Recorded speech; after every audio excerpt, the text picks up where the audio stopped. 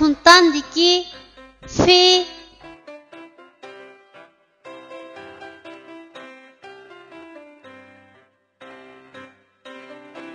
bu harfning talaffuz qilinishi mundaq. Fe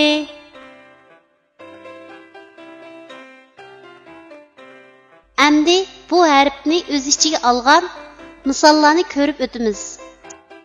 Fe'ning beshidan ulinadigan shakli. Misol: Fikkus darxi. Fe'ning bosh va oyog'idan ulinadigan shakli. Misol: Yanfun.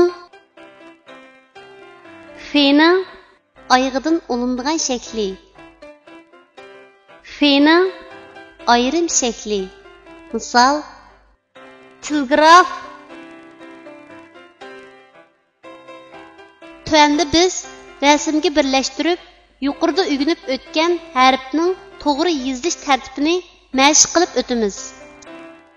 Fikkus darxi.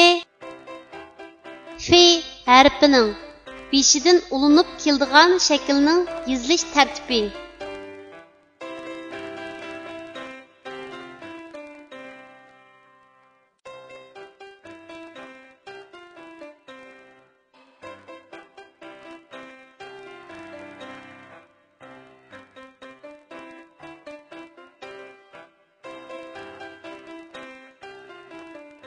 Yanfun.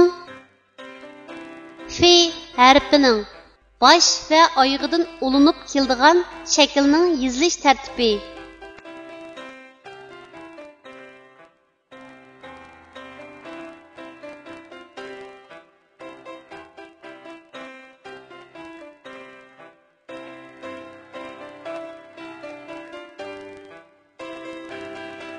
Fe harfining oyog'idan ulinib keladigan shaklning yozilish tartibi.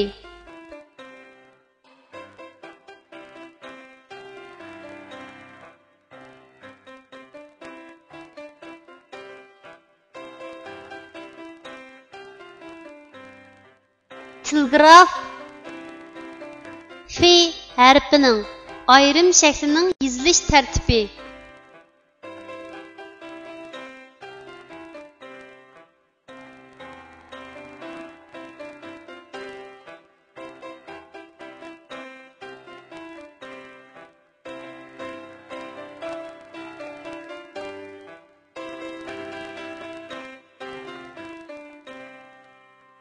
Eskertish.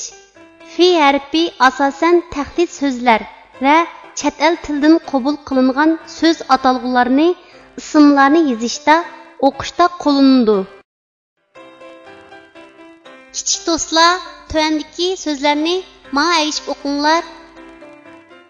Fo, to, foto, fun, tan, fontan, far, fur, farfur, ni, fit, nifit, af, ri, ha, Afrika, Fran, si, ya, Fransiya,